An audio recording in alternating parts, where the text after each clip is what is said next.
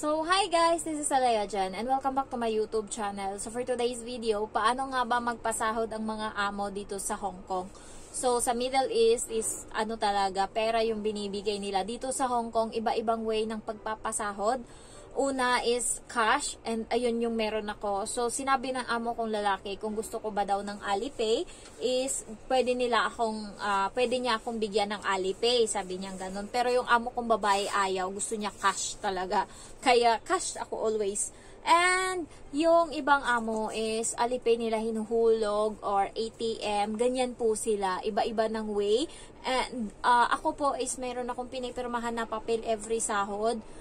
Para katunayan na natanggap ko yung sahod ko, binibilang ko sa harapan nila yung pera, pero may iba din namang amo na true na lang, online na lang, so wala na din silang pinapapirmahan, depende talaga, pero kami dito is sumusunod kami sa batas, ayan, kasi nga pwedeng magkaanuhan pwedeng kung sabihin na hindi ko natanggap yung sahod na binibigay nila, para walang both side, ayan, kaya ang sahod dito mostly is first week of the month or kaya katapusan kasi yun din yung sahod ng mga amo dito sa Hong Kong. Kaya yung amo ko is always yan nagpapasahod sa akin katapusan talaga.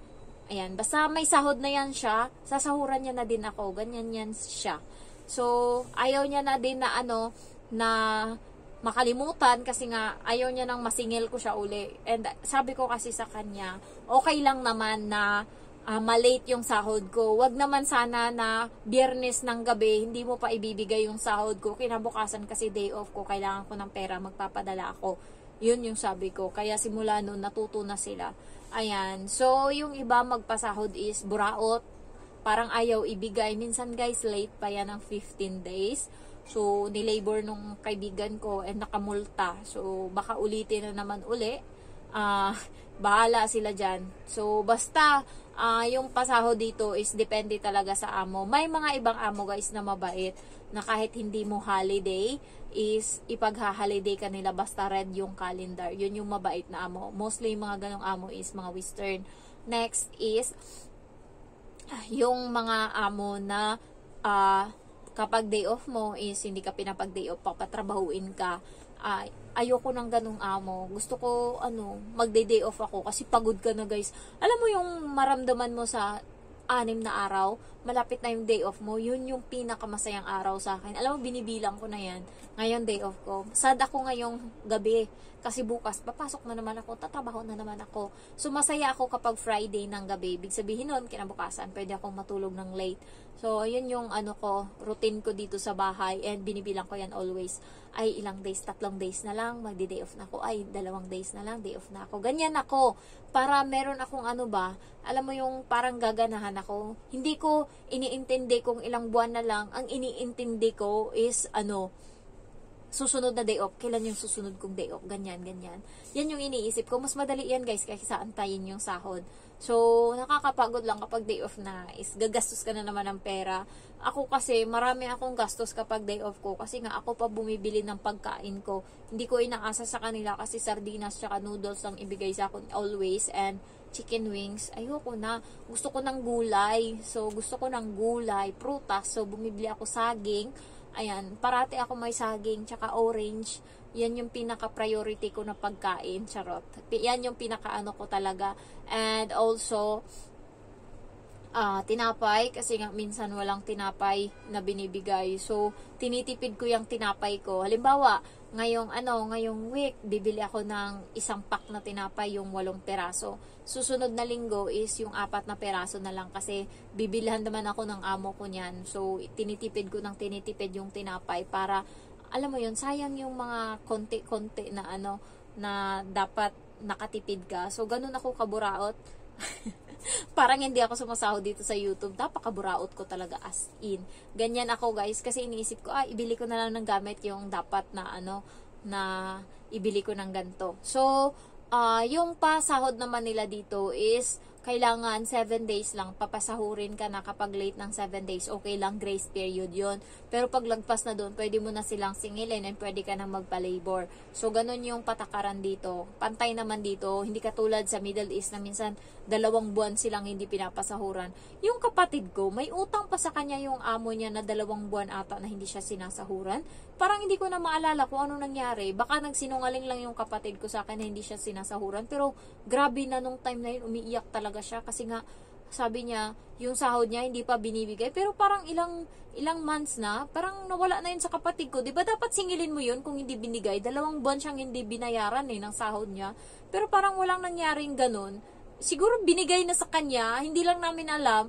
Parati siyang hindi, alam mo yung hindi siya na wala siyang pera, hindi pa siya sinasahuran. Sinisingil niya na ng sinisingil, tapos pinapaasa lang siya ng amo niya. Siguro nga nakalimutan niya na yun, na singilin. Alam mo, 1 year na siya sa Middle East, pero wala siyang pundar, as in, wala siyang nabili, sad sa kanya. Ano lang, na suportahan niya lang yung anak niya, pero nakakasad yung ganun, yung wala siyang nabili, nasuportahan niya lang yung anak niya, tapos, wala na. Ako, may utang ako sa kanya. Ano lang yan ako na mismo nagsabi na may utang ako, pero dapat wala. 15,000. Sabi ko, ibibigyan kita ng 15,000 para meron siyang pera. Wala siyang naipon, guys. Kasi nga, hindi ko alam sa kanya. Buraot. Hindi ko lang alam kung bakit wala. Nagpapaloko ata siya. Hindi ko lang alam. Pero wala siyang napundar. Binibigyan niya lang yung mama ko 10,000 or 8,000. Ayan, tapos bumibili siya minsan ng pagkain, pinapa-deliver doon. Yun lang, wala na. Tapos 2 years na siya sa Middle East. So parang wala siyang napatunayan. Tapos ngayon nag-extend na naman siya doon. Ang gagawin ko na lang kasi nga pinagiba niya yung bahay niya, tapos hindi nagawa kasi nga walang pera. Sabi ko sa kanya, tapusin ko yung bahay ko, tapos yung mga sobrang mga materyales sa akin is ibibigay ko sa'yo para konti na lang yung idadagdag mo. Wala siyang nabili na kahit ano. Damit niya, wala din. Kasi nga, hindi ka naman makakalabas sa Middle East basta-basta. Wala siyang day off. So, wala. Cellphone niya, yung cellphone na bigay ko pa. Yung luma kong cellphone bago ito ngayon na, ano pa yun? Binili ko yun, 2019 or 2018 na cellphone.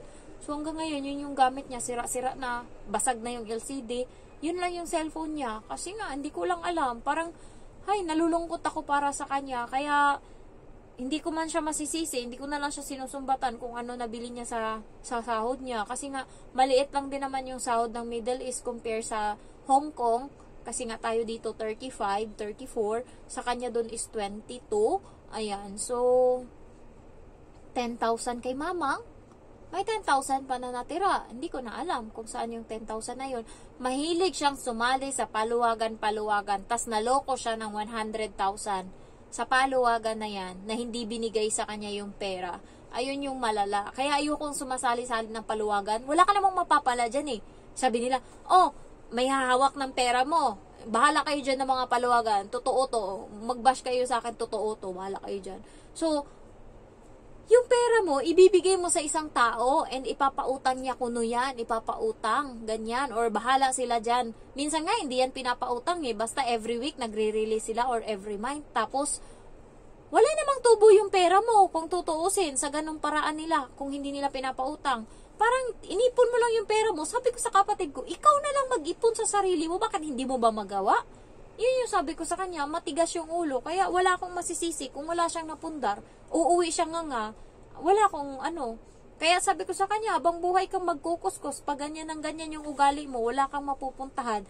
Yun din yung kinakatakutan ko, na kapag pumunta siya dito sa Hong Kong, alam ko talaga mapapariwara siya. Kasi nga, Middle East pa lang, na siya, pagdating dito sa Hong Kong, nandito lahat ng tukso. Pwede siyang mag-bar, mahilig pa naman yun uminom. Alam mo yung mag-isip, yung parang padalos-dalos. Kapag pag uminom yun sa Pinas, gapang kung gapang, babaeng tao. Akala mo dati guys, nung bata kami, siya yung pinakamabait sa lahat. As in, ako yung pinakamasama, ako yung pinakamalandi kung sabihin nila. Kahit siya, sinasabi niya yan sa akin kasi nga, umaalis ako ng bahay, maaga pa, mga alas 5 ng hapon. Ako niyan, gagala, uuwi ako 1:00 ng gabi. Mga kasama ko mga lalaki. Naglalaro ako. Alam mo yung malaki na yung dede ko, pero naglalaro pa rin kami ng patintero sa daan. Nung time na yun, hindi pa ganun ka ano ako nun 15 to 16 years old. Nagsimula akong gumala, 13 years old ako hanggang nakagraduate ako ng high school. So, nagpapantentero kami sa daan. As in, tuwang-tuwa ako sa childhood ko na yun na, alam mo yung kahit sinasabi ng iba, dalaga na, may dede na. Ay, naglalaro pa to? Parang ganun, yung parang, maaga to mabuntis, malandi parang ganun. Pero tignan mo ngayon, matandang dalaga na. Siya, nasa bahay lang yan always. Bahay, matutulugan yan. Pero ano nangyari? Nung nagdalaga na kami, siya na yung naging baliktad, siya na yung tanga sa lalaki, tanga sa pag-ibig, nabuntis, tapos siniwalayan. So, ang nangyari ngayon, parang andun, failure pa rin. Kaya, minsan tinutulungan ko siya, pero nakakabagod tulungan kapag hindi rin nag-i-improve. Halos lahat ng mga damit ko, pagpunta niya ng Middle East, ako nagpadala, ako nagbigay, halos ako lahat. Tapos, pagdating doon, eto na naman tayo. Pag uwi niya, wala din yan siyang damit. So, sa akin, uli, yung mga damit ko, kukunin niya uli yan. Ay, kaya sinasabi ko sa inyo, pag kayo talaga nagtrabaho, kahit ano talaga, mag-ano din kayo para sa sarili nyo. Pangarap ko kasi dati, magkaroon ng madaming damit.